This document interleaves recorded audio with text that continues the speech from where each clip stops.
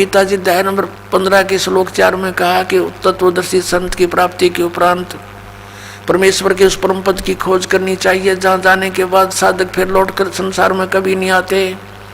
और जिस परमेश्वर ने सारे ब्रह्मांडों की रचना की है केवल उसी की भक्ति करो। आपका भगवान गीता ज्ञान दाता ये कह रहा है, गीता ज्ञान दाता तो कह रहा है कि उसकी भक्ति करो। वो कौन है मुझे वो बता दो, बस फिर मैं आपके गुरु का चेला।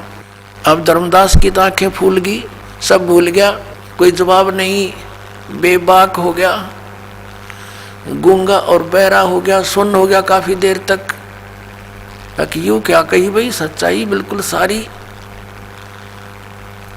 फिर क्या सोचता क्या कहता है, उसने सोचा बात तो बिगड़ गई, क्योंकि मन काल है और सत्य से परिचित होकर भी यह नहीं स्वीकारने देता, ये पक्का जाल है।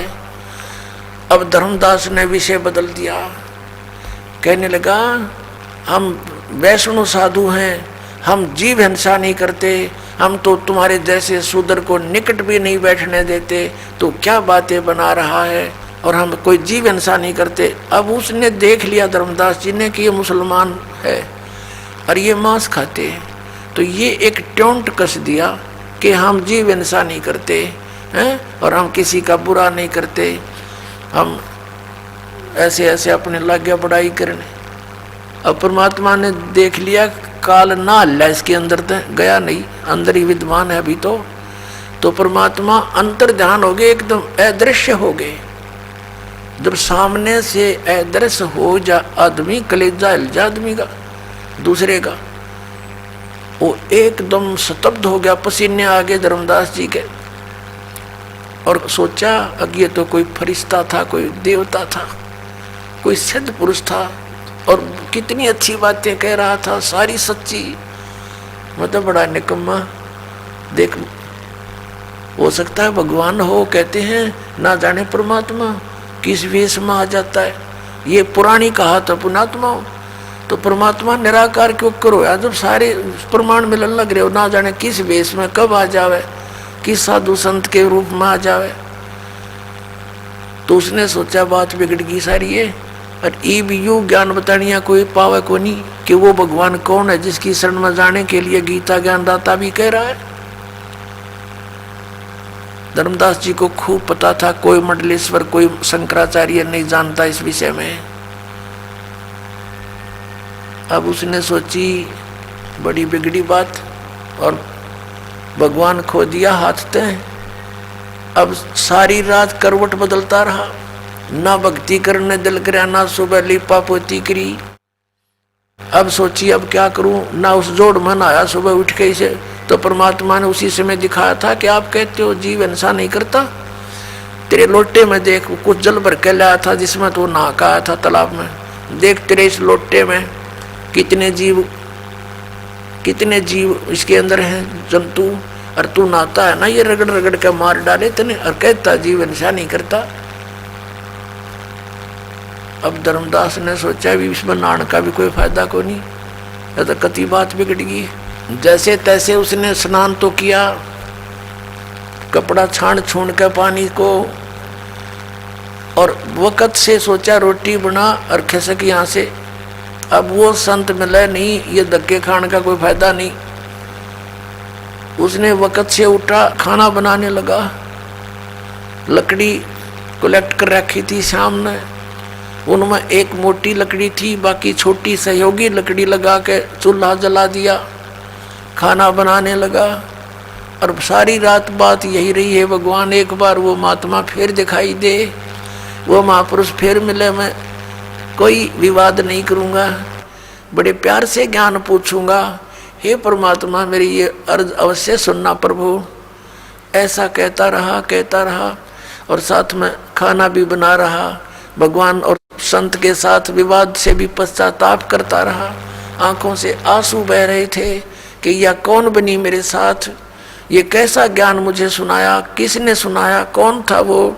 ऐसे खाना बनाते बनाते क्या हुआ, सूर्य उदय हो गया, सुबह सुबह रोशनी सी शीघ्र हो जाती है। उधर से खाना तैयार होने को हुआ, लकड़ी जलती जलती, वह मोटी लकड़ी अंदर से थोथी थी, उसमें चींटियाँ थी, चींटियाँ ब्याई हुई थी, अंडे दे रखे थे, बहुत ढेर सारी थी।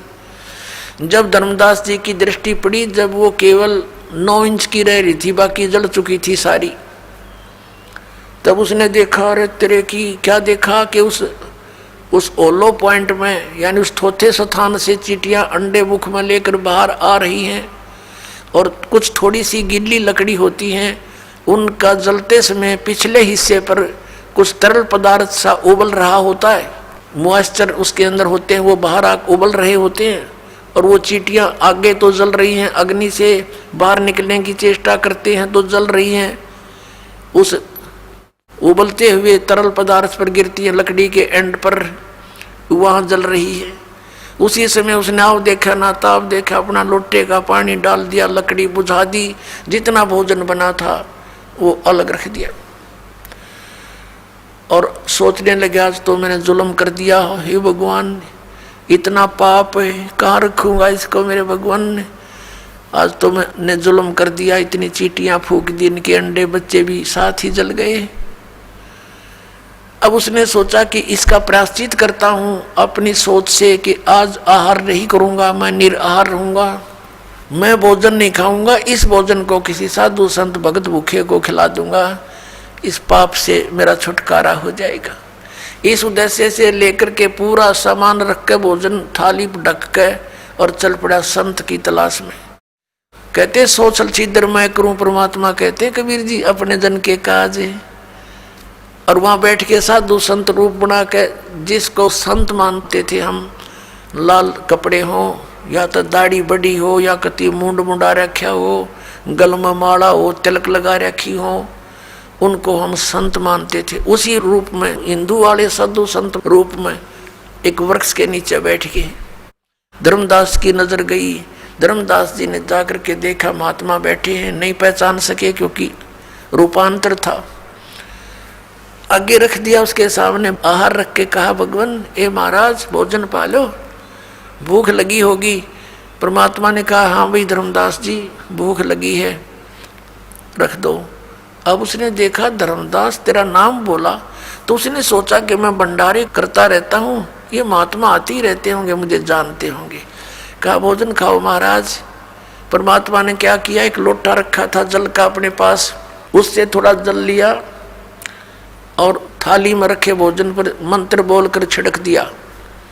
एक मंत्र सा बुदबुदाया।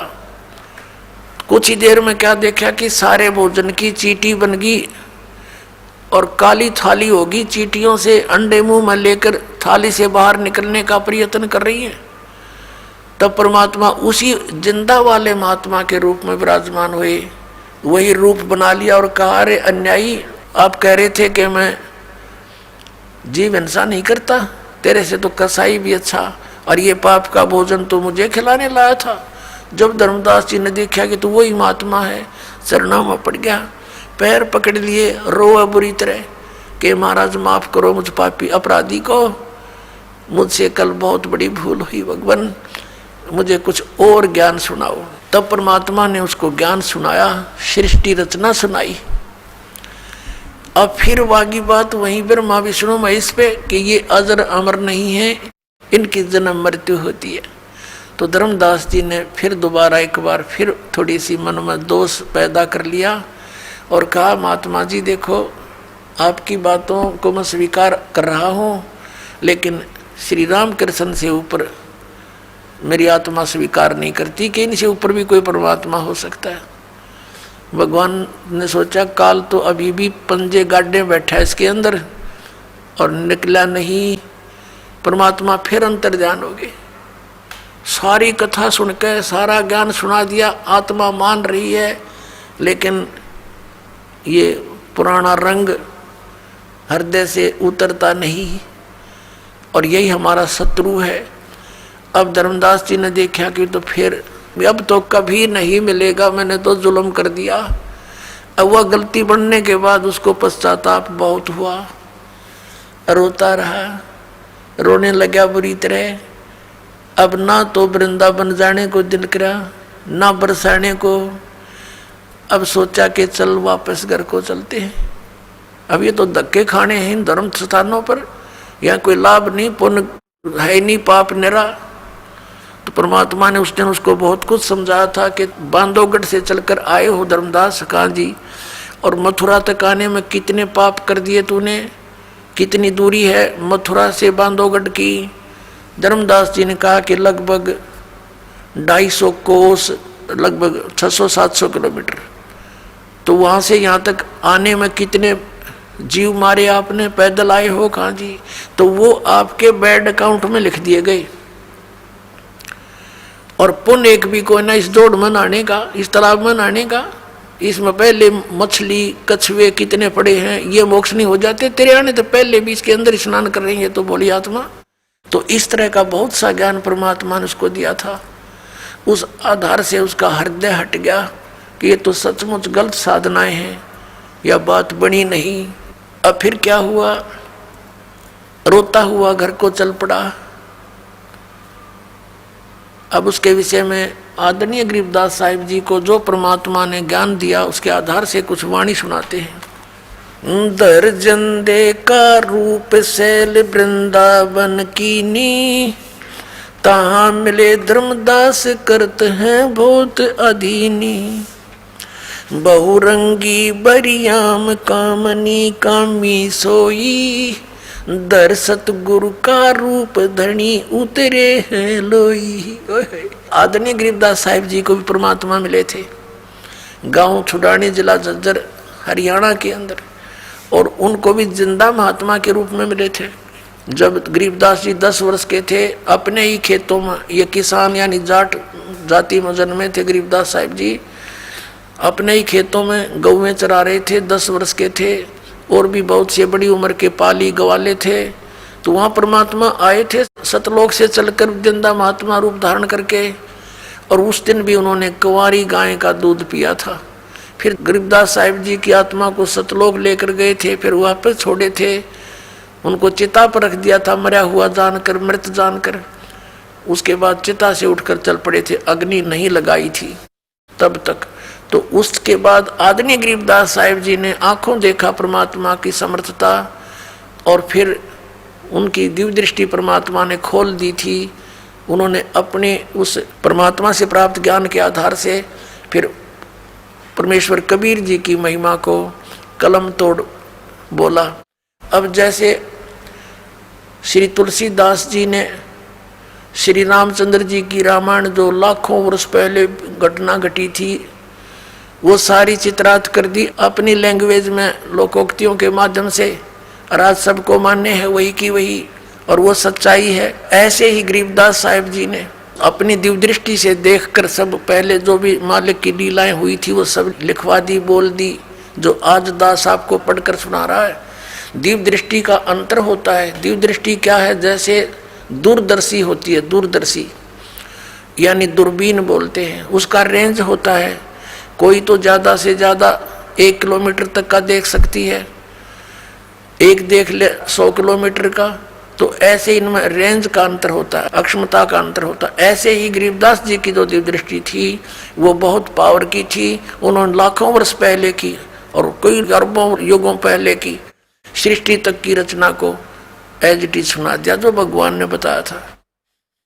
तो क्या कह रहे हैं, अपरमात्मा से परिचित थे ही वो। उन्होंने क्या कहा, बहुरंगी वरियाम कामनी कामी सोई, दर सतगुरु का रूप धनी उतरे हैं लोई। सतगुरु का रूप धर के, एक तत्वदर्शी संत का रूप धारण करके, धनी, धनी माने खुद मालिक, सबके मालिक, धनी माने मालिक, सबके मालिक, वो धनी उतरे हैं लोई। वो परमात्मा कबीर जी आए थे। धर्जन दे का रूप शैल वृंदावन कीनी, तहाँ मिले धर्मदास करत हैं बहुत अधीनी। धर्मदास जी बहुत प्यार से बोला करते थे, भगत थे वो। परम उजागर रूप ध्यान बहुरंगी बाना, तहाँ मिले धर्मदास आचार विचार दीवाना। कौन तुम्हारी जात कहाँ से आए स्वामी, पूछे पुरुष कबीर धनी साहेब नीकामी। अब परमात्मा ने देखो पुण्यात्मा, वो हमारे मालिक हमारे लिए कितने भटक रहे हैं, दुख पा रहे हैं, हमें अपनी शरण में लेकर के सुख देने के लिए, सतलोक ले जाने के लिए, आपका सर्व संकट नाश करने के लिए आपके निकट आना चाहते हैं, लेकिन हमने ज्ञान गलत ग्रहण कर रखा है, जिस कारण से हम भगवान को पहचान नहीं पाते। परमात्मा ने आकर क्या कहा, कौन तुम्हारी जात कहाँ से आए स्वामी। धर्मदास जी को, उस जीव को, 2 कौड़ी के जीव को वो परमेश्वर आकर कहता है, कहाँ से आए स्वामी। हे स्वामी जी, स्वामी का अर्थ क्या होता, मालिक। हे स्वामी जी, हे मालिक, कहाँ से आए आप। और जब उसने सीधा बोला तो वो सुने नहीं, क्योंकि उसमें तो काल भरा था पूरा। तो क्या बोलते हैं परमात्मा, कौन तुम्हारी जात कहाँ से आए स्वामी। पूछे पुरुष कबीर धनी साहेब निकामी। पूछे धनी कबीर साहेब निकामी, उसका कोई स्वार्थ नहीं, फिर भी हमारे लिए भटकते रहते हैं। अब धर्मदास जी बताते हैं, हम वैष्णो बैरागी धर्म में सदा रहा ही, सुधर न बैठे संग कल्प ऐसी मन माही। सुन जिंदा मम ज्ञाने को अधिक आचार विचार, अमरी करणी जो करे उतरे भवजल पार। श्रीमद् भगवत गीता अध्याय नंबर 4 के श्लोक नंबर 25 से लेकर 30 तक वर्णन किया है कि कोई तो देवताओं की पूजा करता है, कोई केवल सदग्रंथों के स्वाध्याय करके ही करता रहता है, कोई योग आसन ही करता है, कोई अहिंसावादी यानी तीक्ष्ण व्रत धारण करता है, मुंह पर पट्टी बांध कर नंगे पैरों घूमता है, और कोई किसी प्रकार से साधनाएं करता, कोई हठ योग करता, घोर तपस्या करता है, और सभी अपनी अपनी साधनाओं को, उपासनाओं को पापनाश करने वाली मानते, यानी श्रेष्ठ मानते। तो ऐसी धर्मदास जी बताने लगा कि जो हम बतावे ना, ऐसी क्रिया कर ले, उसका मोक्ष हो जाता है, कल्याण हो जाता है, भवसागर से पार हो जाता है। सुन जिंदा मम ज्ञान को, धर्मदास जी कहते हैं, हे जिंदा महात्मा, हे जिंदा सुन मेरे ज्ञान को। अधिक आचार विचार, हमारी करनी जो करे उतरे भवजल पार। बोले धनी कबीर सुनो वैष्णो बैरागी, कौन तुम्हारा नाम गाम कहिए बड़भागी। परमात्मा कहते हैं बोले धनी कबीर, वो मालिक कबीर बोले धनी, सबके मालिक कुल के धनी। बोले धनी कबीर सुनो वैष्णो बैरागी, कौन तुम्हारा नाम गाम कहिए बड़भागी। कौन कौम कुल जात कहाँ को गमन किया है, कौन तुम्हारी रेस किन्हें तुम नाम दिया है। कौन गुरु बनाया आपने, कौन तुम्हारा ज्ञान ध्यान सुमरण है भाई, और कौन पुरुष की सेव कहाँ समाधि लगाई। किस भगवान की सेव माने पूजा करते हो और कहाँ समाधि लगाते हो तुम।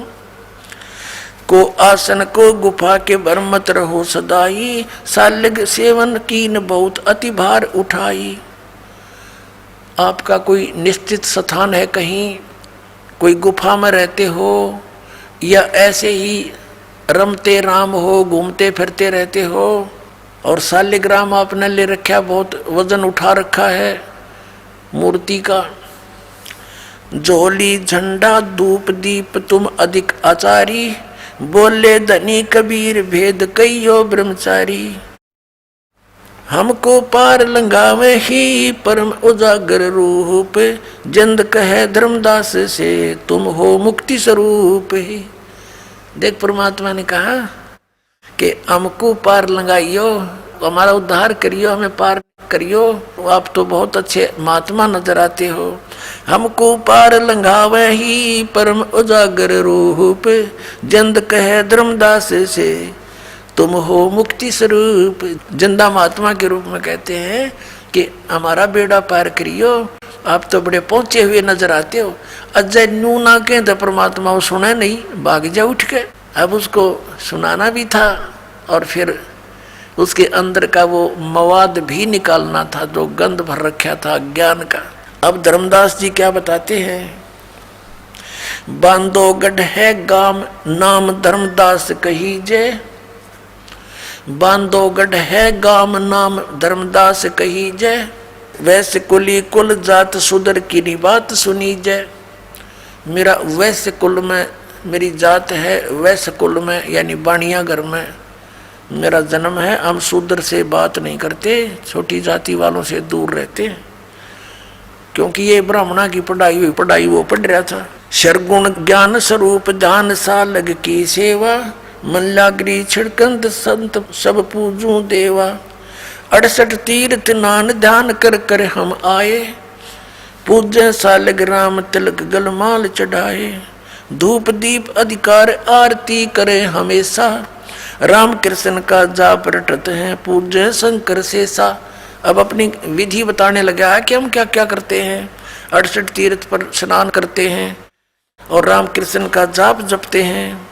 नेम धर्म से नेह सने दुनिया से नाही, आरुडम बैराग और की मानू नाही। कहते मुझे तो फाइनल हो रहा है अपनी भक्ति, ओके है, मेरा कति आरूढ़ हूँ अपनी भक्ति पर जो गुरु जी ने ज्ञान दे रखा, मैं और की ना मानूं, मुझे ज्ञान देने की जरूरत नहीं। नेम धर्म से नेह सने दुनिया से नाही, आरूढ़म बैराग और की मानू नाही।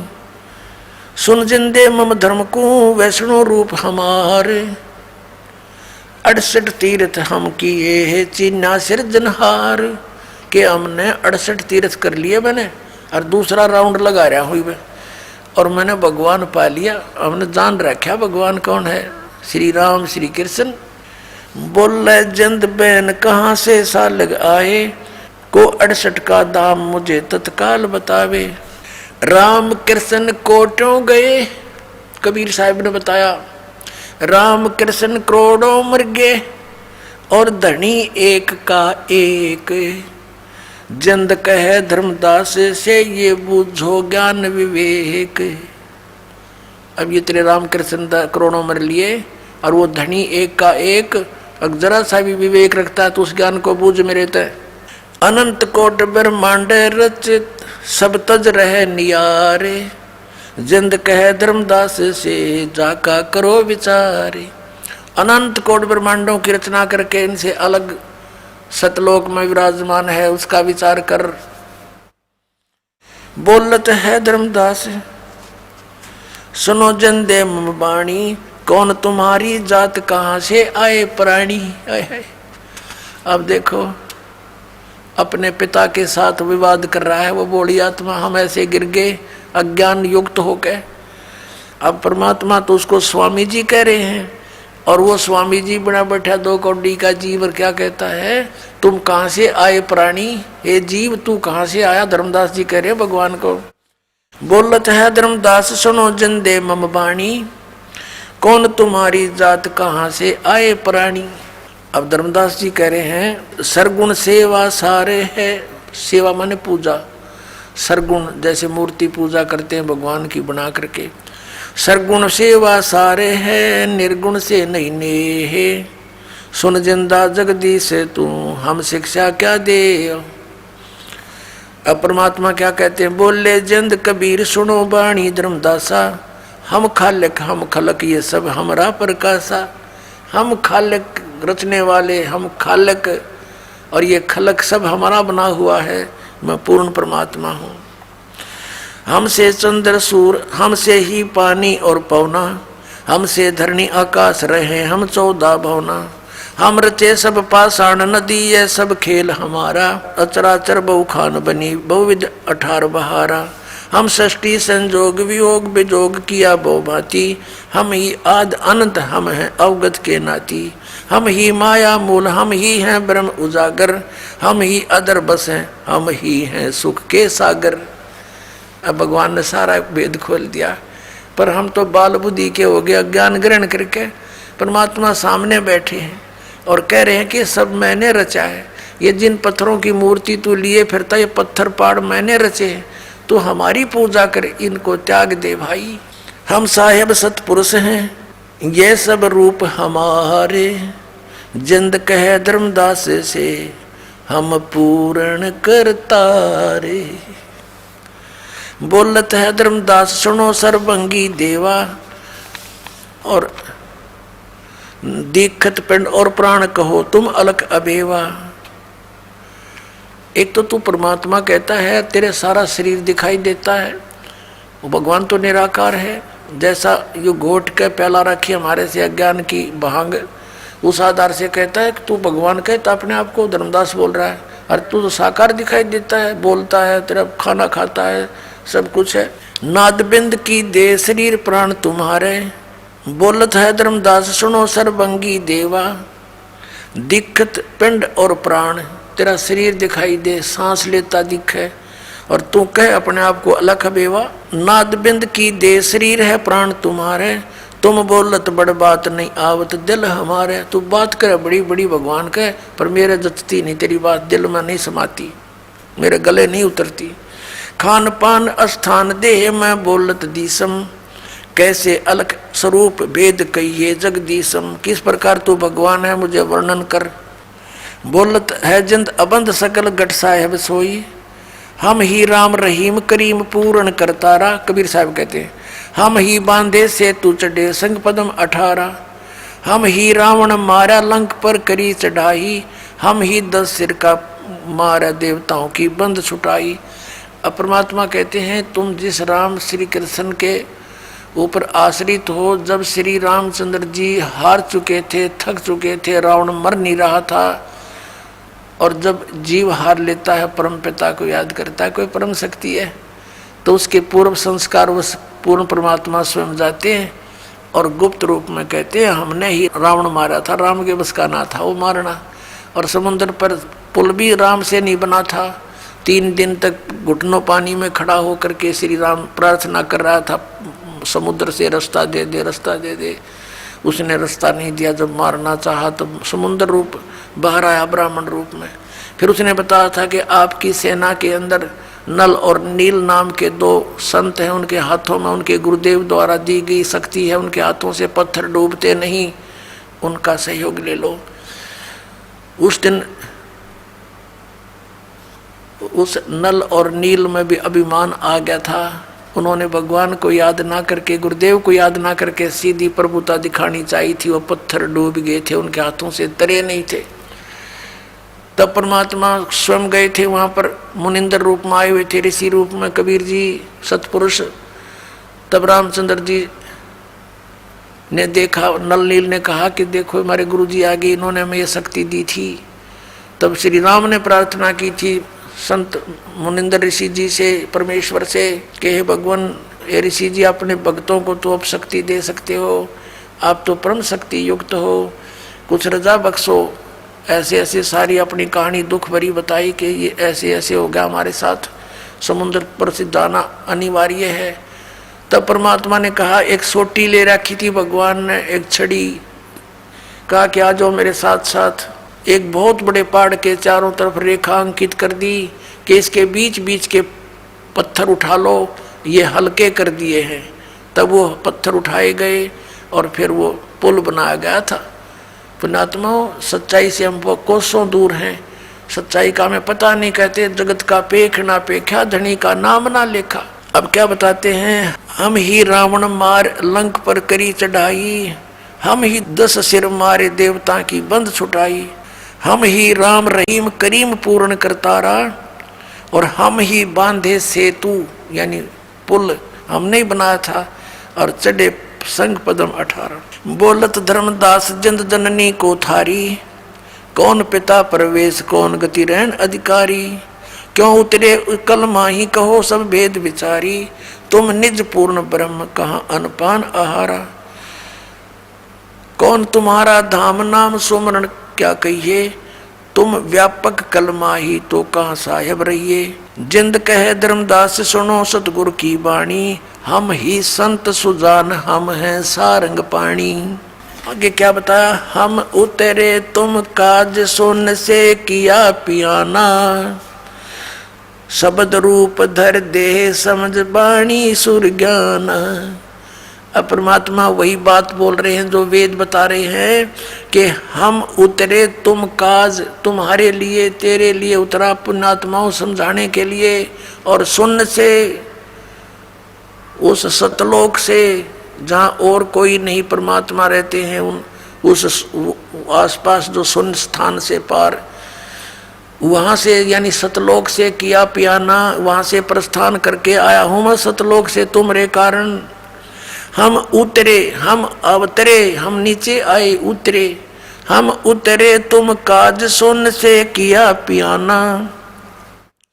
शब्द रूप धर दे समझ बनी सुर ज्ञाना। निरख परख कर देख नहीं भौतिक हमरे काया। हम उतरे तुम काज नहीं कुछ मोह न माया। अब परमात्मा कहने लगे देख मेरा शरीर टच करके देख, ये तेरे जैसी ये आड़चाम का शरीर नहीं मेरा। जैसे यजुर्वेद अध्याय नंबर 40 के मंत्र नंबर 8 में कहा कि शुक्रम अकायम ऐसनाविरम, वो कबीर मनीषी, उस परमात्मा की काया शुक्र से बनी हुई नहीं, माता पिता के योग से नहीं है। ऐसनाविरम अकायम, उसके शरीर के अंदर स्नायु नहीं है, नाड़ी तंत्र नहीं है। तो यहाँ परमात्मा भी कह रहे हैं नहीं नाद नहीं व्यंद नहीं पांच तत्व आकारम, मेरा 5 तत्व का शरीर आकार नहीं है। गुड़िल्ला ज्ञान अमान हंस उतारू पारम। नरक परख कर देख नहीं भौतिक हमरे काया।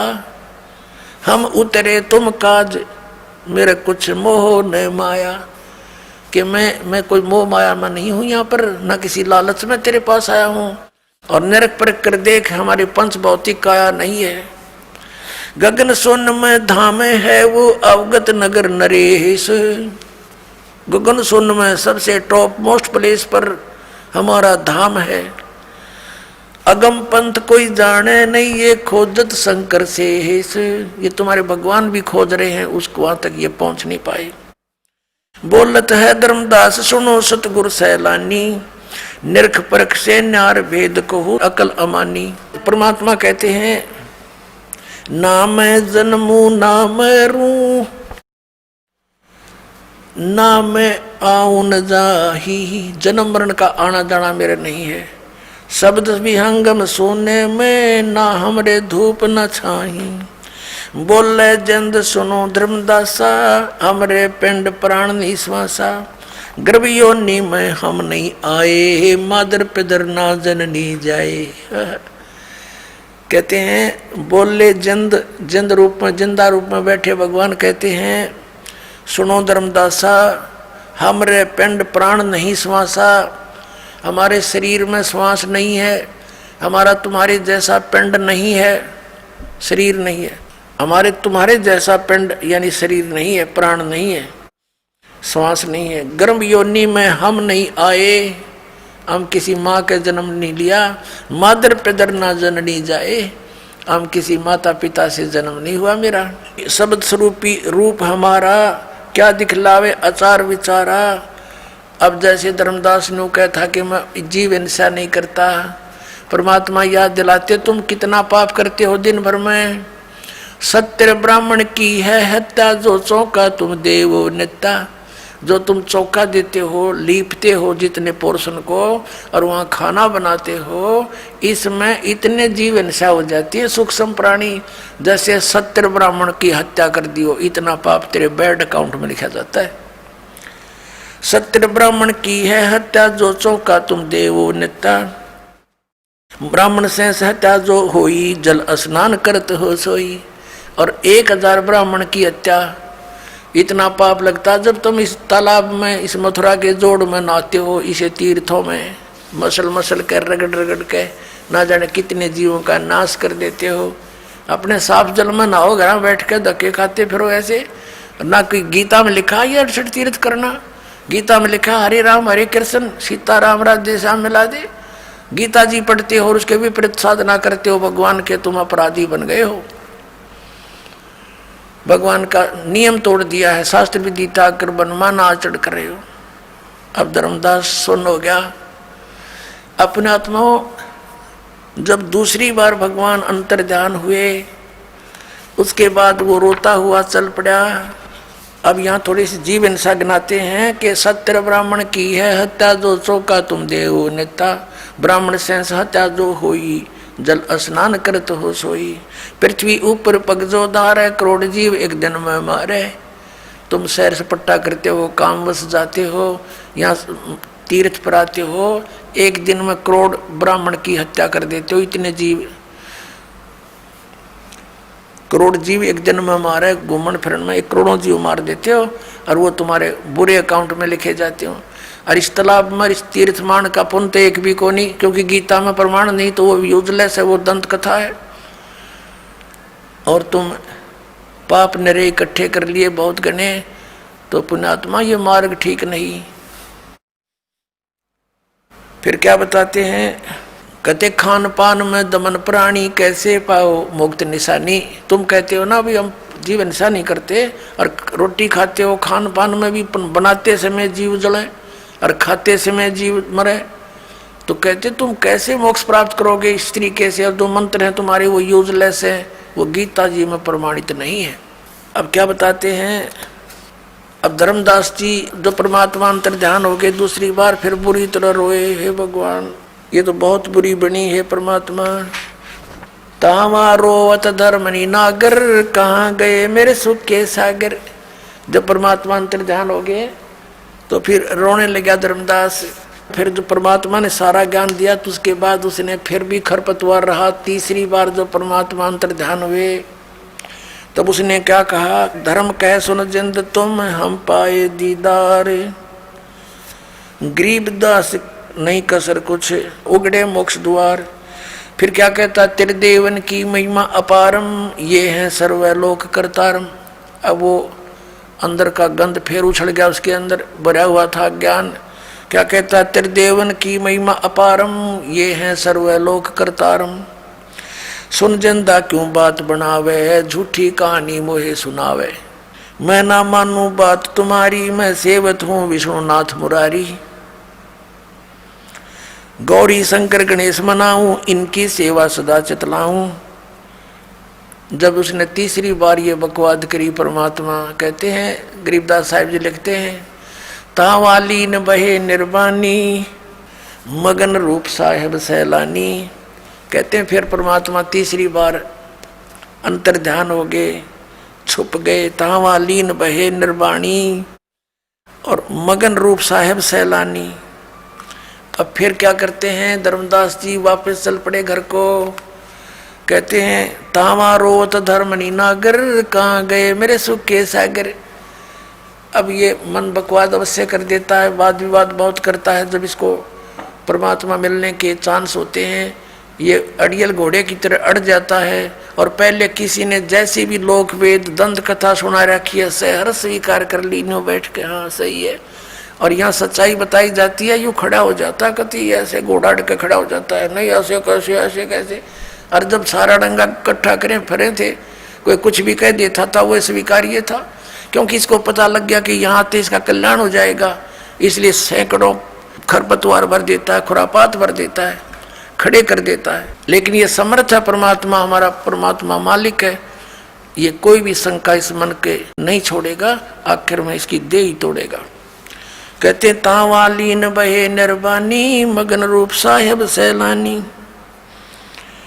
तावा रोत धर्मनी नागर, कहाँ गए मेरे सुख के सागर। फिर रो रहा है और कह रहा कहाँ गए सुख सागर। भूल लगी जाता हमसे, मैंने बहुत वाद विवाद कर दिया। बेग मिलो कर हूँ अपघाता, मैं ना जी हूँ सुनो विधाता। हम जाने तुम दे स्वरूपा, हमारी बुद्धि अंधगर कूपा। ये परमात्मा मैंने तो आपके साथ वाद विवाद किया, हमारी बुद्धि तो अंधेरा कुआ है, घेरा कुआ है जिसमें प्रकाश नाम की चीज नहीं। और हमने आपके साथ बहुत विवाद किया, अक्षमा करो मेरे मालिक। बेग मिलो कर हूँ अपघाता, मैं ना जीवूं सुनो विधाता। हम तो मानुष रूप तुम जाना, सुन सतगुरु का किया पियाना। मैंने तो आपको एक मनुष्य समझा था, अब कहाँ चले गए भगवान, एक बार मुझे बता दो, मैं वहीं आ जाऊंगा। अगम ज्ञान कुछ मोहे सुनाया, मैं नहीं जीवूं अविगत राया। तुम सतगुरु अवगत अधिकारी, मैं ना जाना लीला थारी। तुम अवगत अवगनासी साई, फिर मोको कब मिलो गुसाई। कमर कसी धर्मदास को पूर्व पंथ पयान, गरीबदास रोवत चले बांधो गढ़ स्थान। कल्प करे और मन में रोवे, दसों दिशा को वो मग जो है। कल्प करे यानी कल्प रहा है, कल्प रहा यानी तड़फ रहा अंदर अंदर, और कल्प करे और मन में रोवे, और दसों दिशा को वो मग जो है। दसों दिशा को देख रहा है, कभी पीछे आगे। भगवान कहीं छुप तो नहीं रहे, यहीं आसपास तो नहीं छुपे बैठे हैं, और मिल जाए तो मेरी बात बन जावे। कल्प करे और मन में रोवे, दसों दिशा को वो मग जो है। चारों तरफ देखे, कहीं ऊपर तो आकाश में तो नहीं है। तो इस तरह वो अपने घर आ जाता है। अब घर पहुंच गया तो उसकी पत्नी बड़ी धार्मिक थी। उसने पूछा कि भगत जी कैसे वापस आ गए, आपने तो अभी बहुत समय लगाना था, आ गए आप 15-20 दिन में, 10 दिन में। आपका तो 2-3 महीने का टूर प्रोग्राम था, कई तीर्थों का चक्कर था आपके। और धर्मदास रो रहा है, बोल नहीं पा रहा। ऐसा वियोग हुआ हमसे थी, जैसे निर्धन की लुट जा खेती। इतना दुख हो गया उस पुण्यात्मा को भगवान के भी छोड़ने का और अपनी नादानी का, कि मैंने जुल्म कर दिया, वाद विवाद करके अनमोल रतन हाथ से खो दिया। अब इतना बुरी तरह रो रहा है, जिस बालक के माता पिता दोनों मर जाते हैं, और टक्कर मार मार कर रोता है, जुबान बंद हो जाती है। ऐसी स्थिति थी। मैं घर पहुंच गया, आंसुओं से सब कमीज भीग गया। उसकी पत्नी ने सोचा भगत जी बोल नहीं रहे, क्या बात है। और इतना शीघ्र आने का कारण उसने स्वयं अपनी बुद्धि से सोचा कि लगता है इनका किसी ने धन लूट लिया। जो पैसा यात्रा में लेकर गए थे खर्च, वो किसी ने जिसका ठग लिया, चोरों ने चोरी कर ली दिखे, और इसलिए रो रहा है। क्योंकि आमनी देवी जो श्री धर्मदास जी की धर्मपत्नी थी, उसको मालूम था कि मैं थोड़ी सी कंजूस हूँ, और भगत जी धर्म में दोनों हाथों से पैसा खर्च करते हैं। तो आमनी देवी कई बार टोक दिया करती थी कि धर्म हिसाब का किया करो भगत, बच्चे भी पालने हैं। जबकि धन की कोई कमी नहीं थी उनका, एक नेचर हो जाती है हमारी। तो उस आधार से उसने सोचा कि कहीं भगत जी इसलिए रो रहा हो कि मैं ही टोका टाकी करूँगी, इसने नाटूंगी कि और पैसा ना ले जा, बतेरे हो गए तेरे धर्म कर्म। तो इसलिए रो रहा हो, कहीं मेरा काम अधूरा रह गया और यही बना नकुर करेगी, मानने को नहीं। तो उसने कहा भगत जी आपका किसी ने धन लूट लिया, कोई बात नहीं, आप कितना धन ले जियो, मैं मना नहीं करूं कति आपको, मेरे कारण दुख ना पाओ। और भगवान ने कोई कमी छोड़ रखी, तुम्हारे इतना धन दे रखा, और ले जाइयो धन, अपना काम पूरा करके आओ। अब वो रोता रहा और उसकी सुनता भी रहा बहुत बुरी तरह। काफ़ी देर में जाके उसका हिचकी बंद हुई, धीरे धीरे रोता हुआ कहने लगा कि आमनी यदि ये भौतिक धन मेरा नाश हो जाता, मुझे कोई दुख नहीं था, और ले जाता मैं तेरे से प्रार्थना करके, इसका दुख मुझे नहीं था। मेरे से आज ऐसा धन हाथ से चला गया, अब शायद मुझे वो मिला नहीं। मैं इतना नीच हूँ, और मैंने ऐसे ऐसे उस महापुरुष के साथ ऐसी जलालत कर दी, और तीसरी बार उसके साथ मैंने विवाद करके हाथों से खो दिया। अब वो मिला निर्मय जीव नहीं। फिर उसने से धीरे धीरे जब शांत सा दिल हुआ, आमनी जी को सारी पिछली 2 घटना थी सारी सुना दी। आमनी ने कहा कि आप तो बुद्धिमान व्यक्ति थे, और लाला जी तो बिजनेस में माहिर होते हैं, आप इस सौदे को कैसे चूक गए। रामकृष्ण से कौन सी अपनी रिश्तेदारी थी, ज्ञान दोनों से सुना था ये भगवान है, तिनको मानने लायक गए थे। अपने तो भगवान चाहिए था, और आपने विवाद नहीं करना चाहिए था।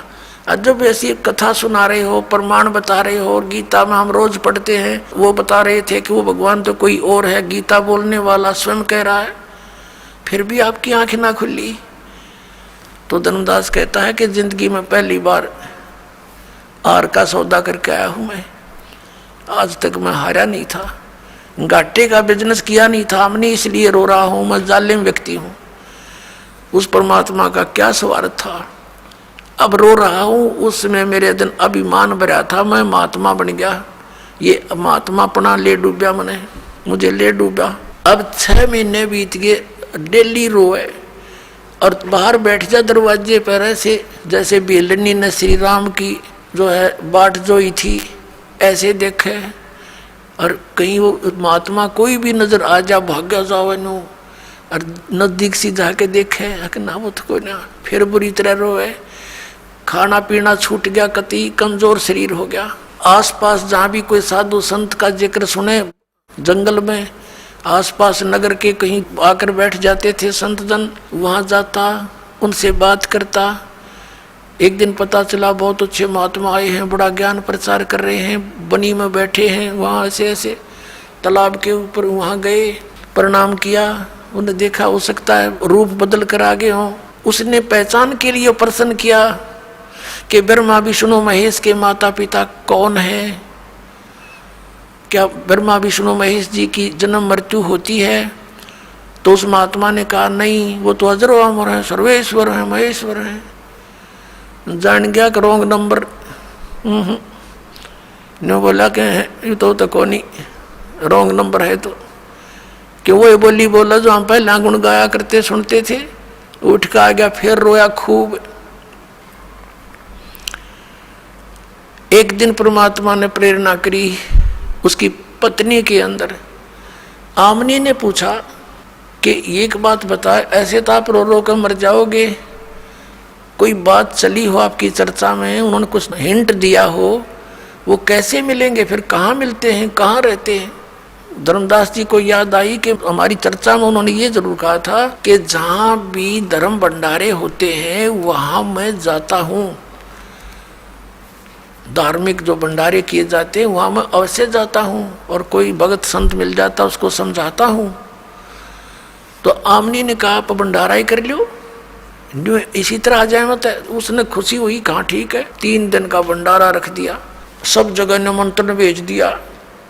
अब सभी आ रहे हैं, साधु संत भोजन खा रहे हैं, जा रहे हैं, वो देख रहा है। साधु वो तो ना आए महात्मा थे। 3रा दिन हो गया, आफ्टरनून होगी 3रे दिन की, बाद दोपहर, और मन में संकल्प कर लिया कि परमात्मा यदि आज नहीं आए ना, आपका दास नहीं रहेगा संसार में। कति फाइनल कर लिया उसने, औपचारिकता नहीं, कति हृदय में दर्द होगी कि आज नहीं आए तो मैं आत्महत्या करूंगा, फाइनल फैसला करके।